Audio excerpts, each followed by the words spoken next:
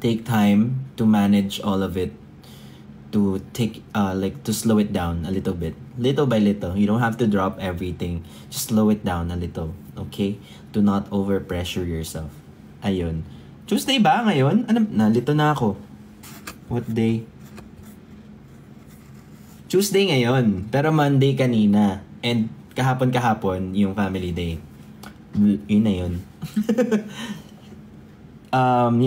So we went to power plant, tapos kumain kami sa... An kami kumain? Pasta yung Chili's! We went to Chili's and we ate. Sarap. I ate steak. I ate steak yesterday, and my mom ordered chicken pasta. And then si Shai, she ordered chicken crispers. Oh, sarap. Thinking about it right now, ang sarap. Super sad lang though kasi kahapon first time kong naka-experience, well, first time naman din kasi ako nagkaanak. First time ko nalungkot sa mall dahil 'di ba papalitan ko ng diaper si baby, and supposedly pupunta ang mga parents sa nursery. But when I went to the nursery area, hindi daw pwede lalaki doon. Which I understand kasi may mga nagpapa-breastfeed na moms. Pero kasi may mga curtains doon, may mga partitions, ganyan. So I asked the lady there, paano po kung single father? Hindi daw pwede. Sa CR lang daw yung single father. So sabi ko, oh my God.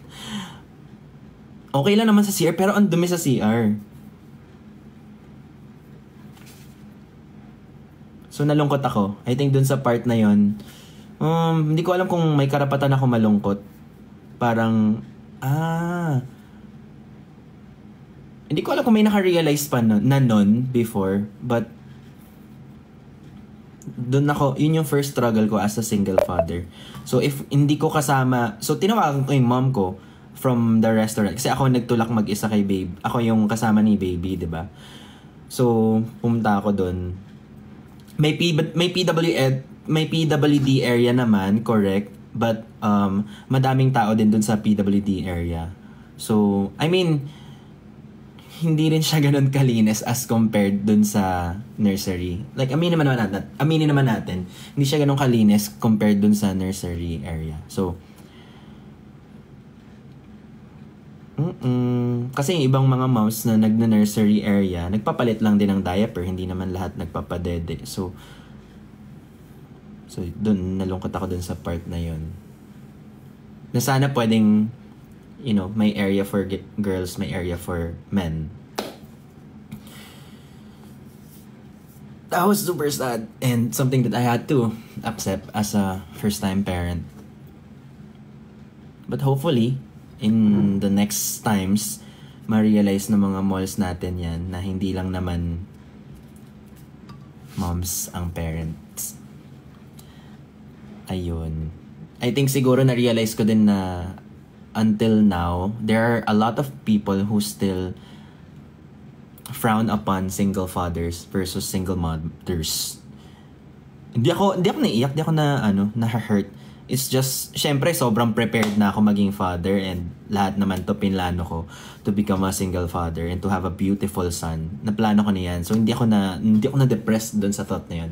Nagulat lang ako na, oh my God, kasi second time ko palang mag-mall. First time ko mag-mall was, we went to Robinson Galleria. Doon, okay yung nursery room doon. Pwede lalaki, babae. Doon sa power plant, babae lang strictly. And ayoko, like, I don't wanna like ask questions na, paano pag single dad? Paano pag ganyan? I didn't wanna cause anything. I didn't even wanna insist. Kasi, yun yung policy nila eh. Yung ate na nagbabantay doon, she's just doing her job. Parang yun na, winish ko lang na sana there will be better system when it comes to that. Yeah. And wala rin ako masyadong nakikitang single dads online. So, everything I had to figure out by myself. Which is fine. And, mas na-inspire ako to learn everything as a single father and share it to all the single fathers on here. Hindi ka naiyak, kami naiyak. Gagi, ba't kayo maiyak? Hindi ako naiyak. Sinashare ko lang yung yung sentiments ko. Okay, and what else? Oh, may mga nagtatag sa akin sa TikTok. Ako daw ang tinamaan ng roleta this week para sa mga ano tawag dito? May nag-share sa akin na ako daw ang tinamaan this week ng roleta ng mga basher. Ano masasabi ko? Wala. Ang masasabi ko doon, go, mainis kayo. Yun lang. Ano sasabihin ko sa bashers? Ayoko naman sabihin na, na God bless. 'Di ba? Parang, syempre, bahala na si God sa'yo kung iba-bless ka niya o hindi. nasa kanya na po yun. But, wala namang bago sa mga sinasabi nila. And nakakatawa kasi nakita ko yung mga nagre-reply sa bashers. So, if you wanna judge me, go judge me. If you wanna defend me, I would love that. I would appreciate that. But if you don't wanna do anything, that's also fine. Because these negative things do not deserve attention. The more you give attention, the more na akala nila they're doing something. But let them cry about something not true or whatever. Parang go cry about it. I don't care. Ayun, basta I am living life positively recently. Although not all the time happy, but positive. Being positive helps a lot. It restructures your perspectives in life. Ayun. Kahit hindi single father, parent pa rin naman, so pwede sa nursery. Yes, I agree. Although, I think their point is, may mga nagbe-breastfeed na female parents. Kaya ayaw nila magpapasok ng men. My point naman is, kaya naman may divisions lahat para equal rights. So, nursery room naman to eh. Hindi naman to restaurant. So, gets mo? It's a place to feed and change your infant's diapers or clothes. So it's a place to nurture or to take care of babies. Ganun. But anyway, yun lang naman.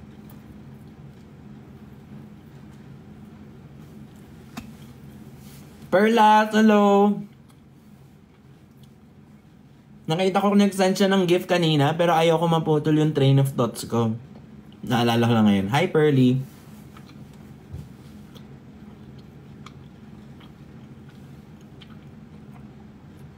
Sumakit ang daliri ko kakatap. Thank you po.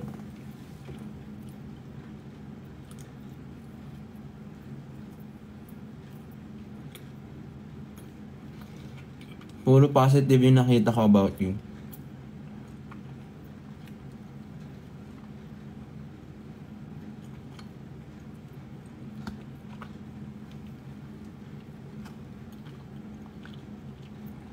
Manang Ben, laro si Jerry kanina. Kaya nga, ang layo pa naman ng phone, so hindi ko masyado nakikita. Pero si Jenny naka-phone siya, so nakita niya lahat.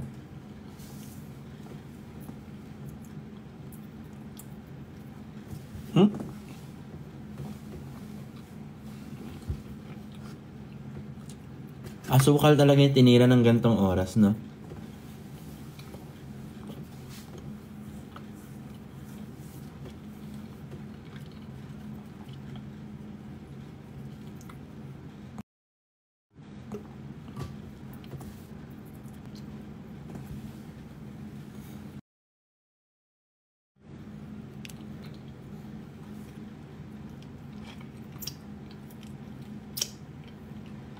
Kayo, kamusta kayo? Hope you like the gifts. Thank you. Ay, oo, yung pinakita ko mga gifts kanina. Maraming salamat po. Huwag na po kayo gumastos. Gumastos po kayo sa isang bagay na makaka-benefit din kayo. Like Ekran, Naked Collagen, but huwag na kayo mag-send ng gifts. Truly appreciated ang inyong mga support.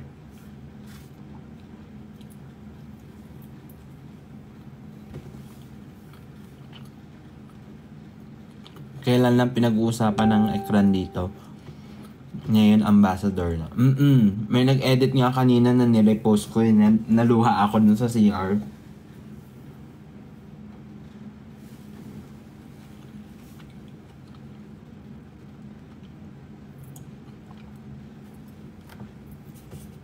Saan po ganap niya bukas? Ba't niyo alam? Benjen! Thank you, Benjen!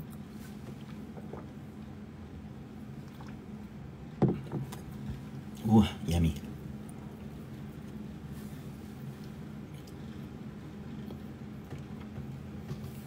Shout out din sa Krispy Kreme team dun sa power plant kahapon. Super bait nila. Binigyan nila ako ng isang glazed donut.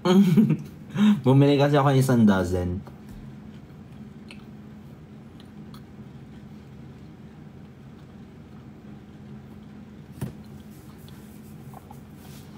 Suggest ka naman ng magandang book. Hindi ko alam anong magandang book ngayon kasi meron makatulad ko dito na minsan hindi pa tapos yung book, nagsisimula na ng ibang book. Ang ending, hindi ko po natatapos.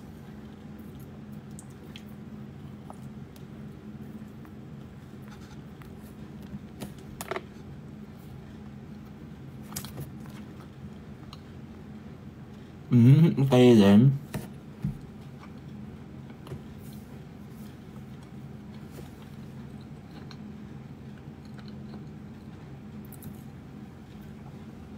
Meron nag-message sa akin na binasa niya yung Into the Magic Shop. That book I really recommend if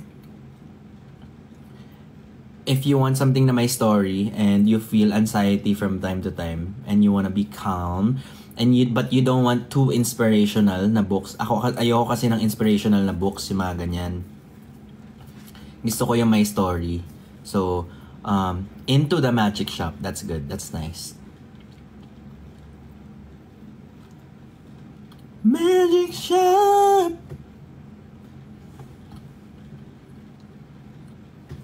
Kailan ka magkaka-meet and greet? B, pahinga muna. Mababurnout na ako. Pero, after nung meet and greet, parang gusto ko siyang gawin ulit-ulitin. Ewan ko, parang dati, so, meron ba ditong mga OG vampires here? First times na nag-perform ako, I always shake on the stage or lagi akong tense. Laging tense yung katawan ko. Pero nung nag-perform ako, lalo na yung Tonghua, unisip ko lang doon, we're just gonna have fun. Dalawa kami ni Jenny doon, magtutulungan kami doon. If kinabahan siya, tulungan ko siya. If ako kabahan, tulungan niya ako.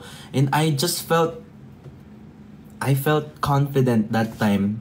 Kasi parang feeling ko, walang mang-judge sa akin. Parang friends ko lang lahat ng nanonood, ganun. That was the best experience I've had. Ano feel nyo, guys? Sobrang iba, no?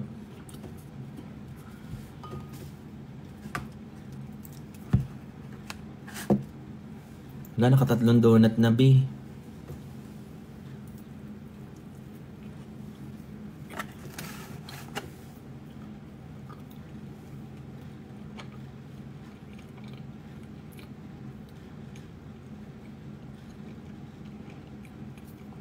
Since 2019, sabi ni Aljane. Maraming salamat. Merong kasi naiintindihan ko naman yung mga OG vampires natin, lahat. So, kung na-meet nyo ako nung 20 years old kayo, 26 na kayo ngayon, nag-work na kayo, very focus na kayo sa career nyo, 25 kayo, 31 na kayo, oh my gosh, 21 na kayo ngayon, for sure, iba na yung priorities nyo. Kaya, proud din ako sa mga vampires natin na iba na yung mga ganap sa buhay. Merong mga vampires na outgrow na nila yung YouTube, yung social media. Tapos may mga bumalik. So natutuwa ako kasi ang daming phases in life. Alam mo yun, yung walang tawag dito, walang hugot. at all. Siyempre, kunyari, mga vampires, mga squad ko, ganyan. Even mga previous admins ko, nag-iba na yung...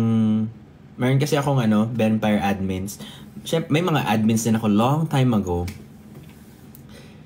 Nag-iba na yung priorities nila in life. And of course, I don't want them to make the fandom as priority. Because honestly, normal na tao lang naman ako.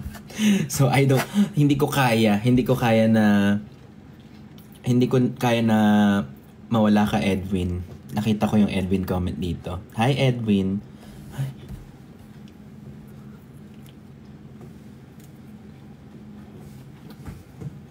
Hoy, ba't inaakit niya yung Benwin? Anong bigla? Bakit? Ano meron?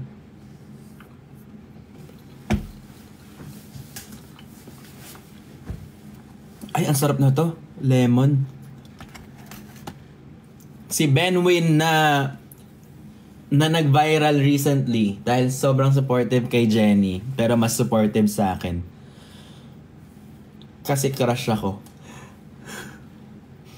Baka iwanan si Jenny para sa akin. Kala niya joke?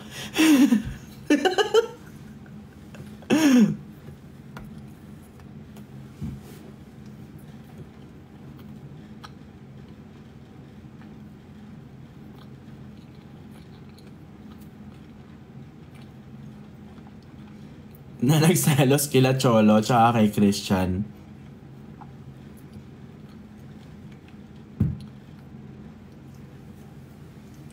Ay, nakita ko siya kanina. Kasama ko rin kanina si Edwin.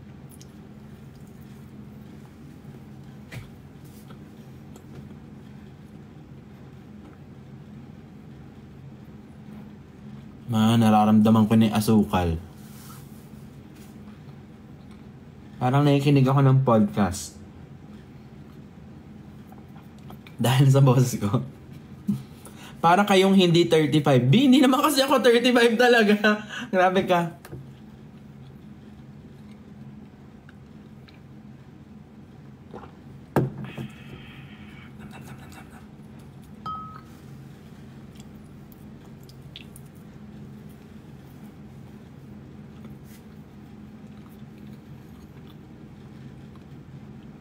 Nasala ka sa Family Feud? Hindi. Sino ba nag-Family Feud?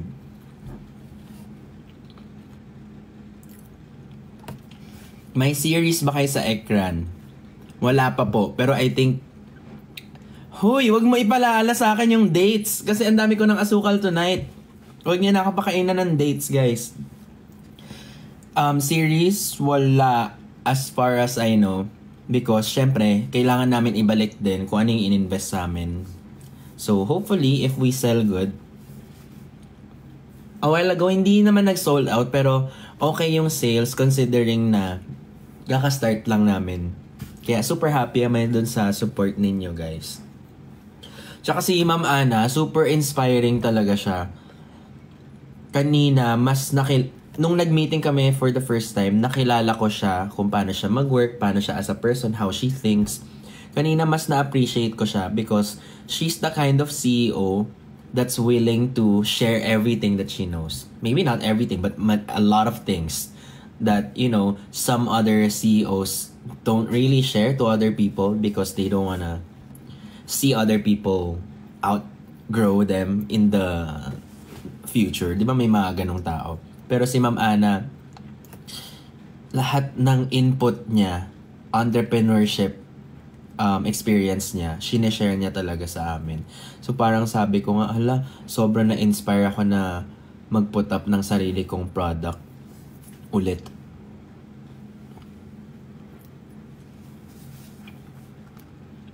Hopya ba yan? Donut.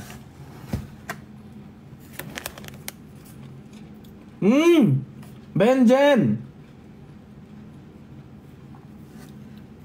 Huwag ka na mag-send.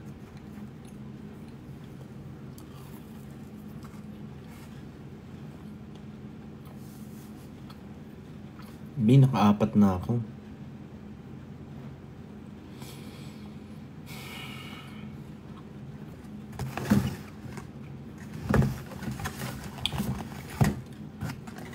Marami bang asukal to, guys? good luck if makatulog ka sa gatas. Ay, sa gatas. Sa... Ano ba yung nabasa ko? Wala namang gatas na nakatype. Ito na yung Sugar Rush.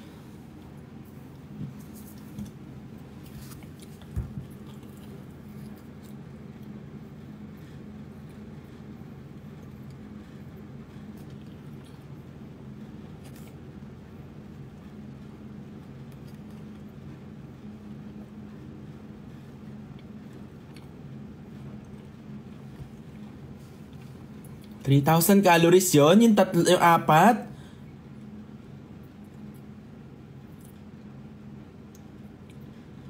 Ganong kadami ang calories ng ganito?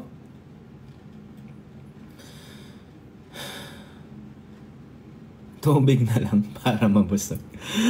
Parang gagawin. Shit. Ganong kalaki yan. Holy crap. Sabay...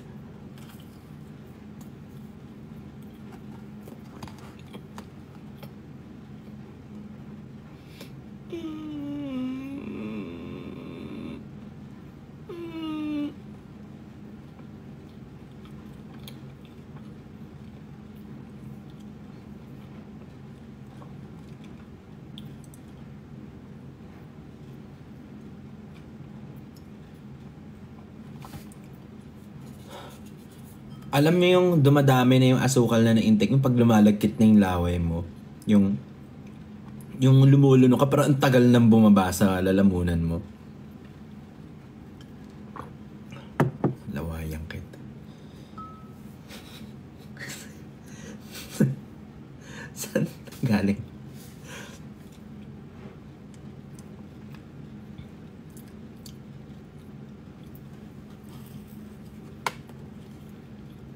Kwento ka kung paano ka nagka-baby. Ayoko. Baka gayahin mo, bata ka pa.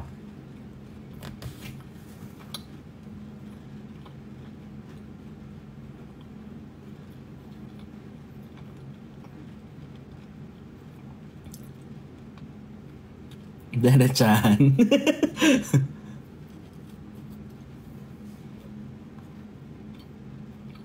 Kamusta, Pat Angels?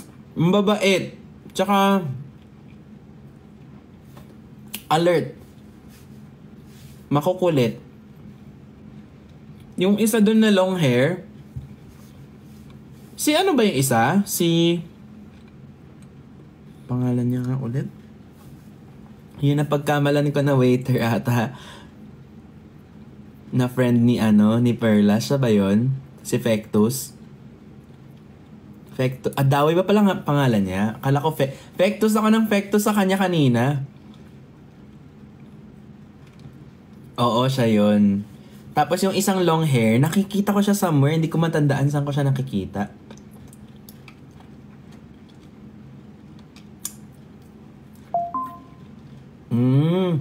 Screen name.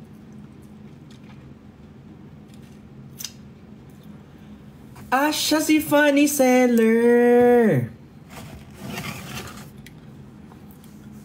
Tigil na to.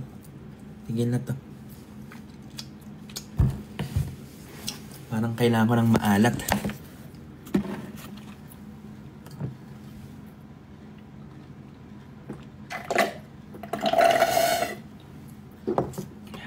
Yummy. Yummy. Parang sumakit yung ngipin ko. No joke.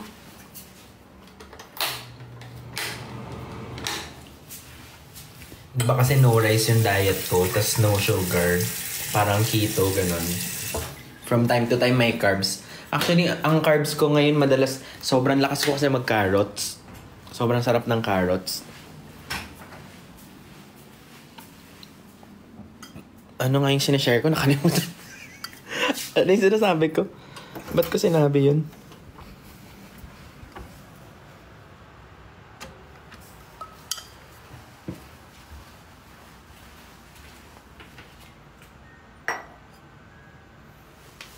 Kalimutan ko yung sinasabi ko.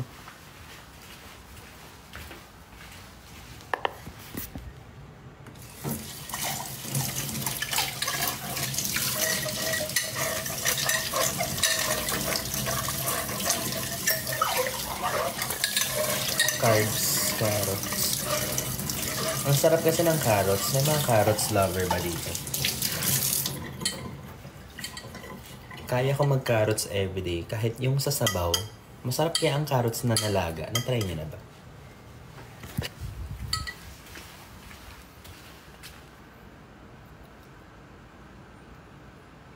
Parang binlake ko na din naman yung diet ko. Parang pwedeng ituloy. Alam nyo ba? Sobrang tagal ko na kasi hindi nagsasugar, diba? The next morning, tataba yung pisngi ko. Ganun talaga siya. Jerjen. Hi, Jenny. Jerjen, ang...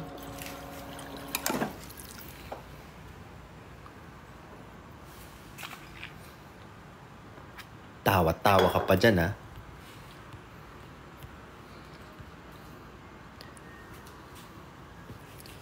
Jerjen daw. Ang tamis. Anong pwedeng kainin? Uy, nag-hi sa akin yung dates. No, right? No. What if sumipsip na lang ako ng ketchup? Maalat naman kainin mo.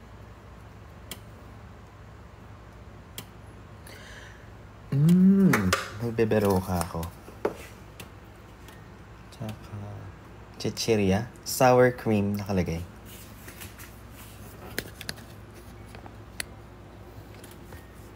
Hindi na ako kakain. Huwag na.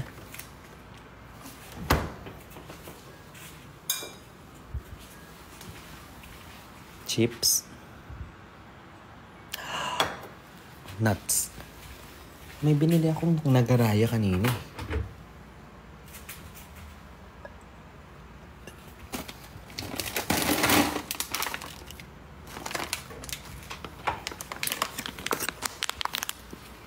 Let's go. Mukhang kukunin ako ni Jesus after this, Puyat, tas asukal, tas junk food. Tas dinagdagan ng beroka para lang akala mo maisasalba niya ako sa kasalanan ko.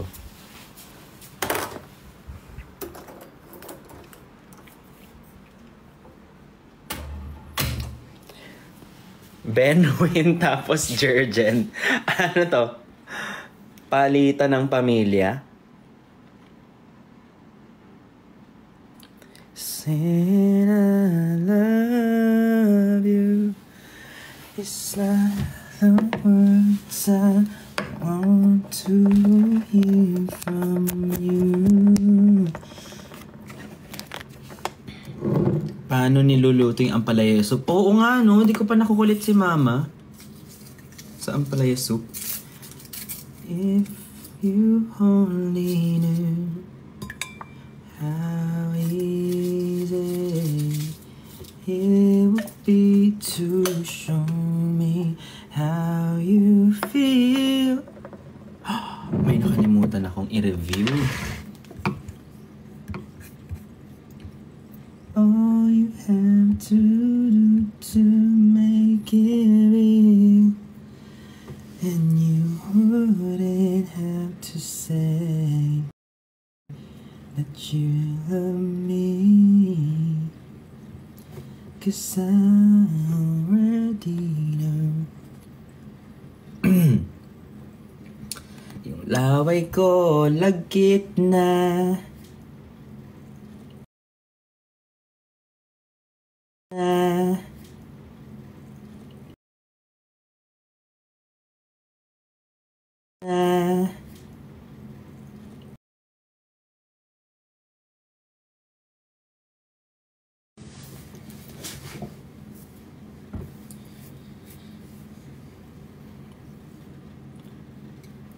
Bakit tinatawagan ako ni Christian? And touch me, hold me close, don't ever let me go. Nabana naman siya? Ay gosh. Tapos gusto niya akong idamay. Tama ba? May crush ka na nga sa akin. Gusto mo pa ako idamay sa pagkaban mo? Bakit naman ganun?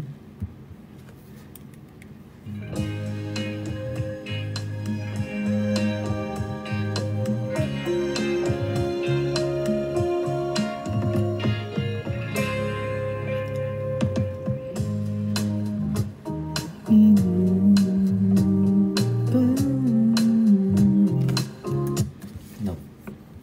Don't like it.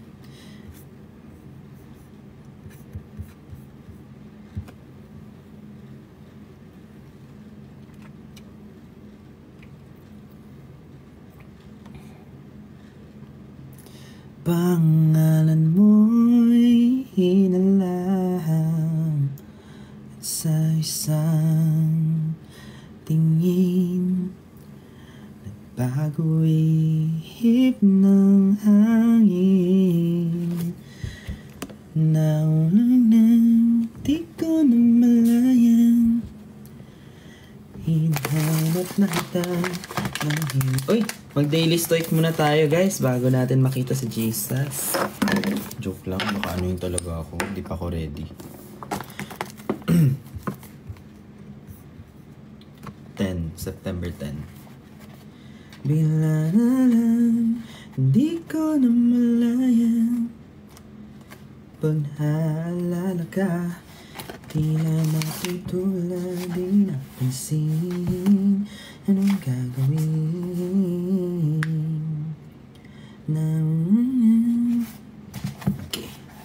Oh my god, 911 bukas. Right? Ang haba naman. Ang haba naman, guys. What if you spent one day a month? What if you spent one day a month? Ano yun? Like once a month? Okay. Again. What if you spent one day a month experiencing the effects of poverty, hunger, complete isolation, or anything you might fear?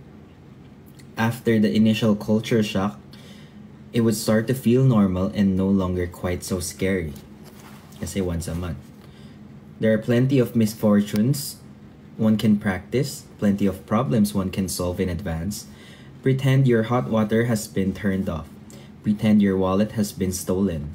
Pretend cushy mattress was far away and that you have to sleep on the floor.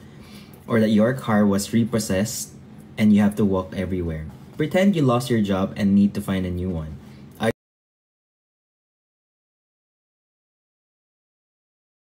Again, don't just think about these things.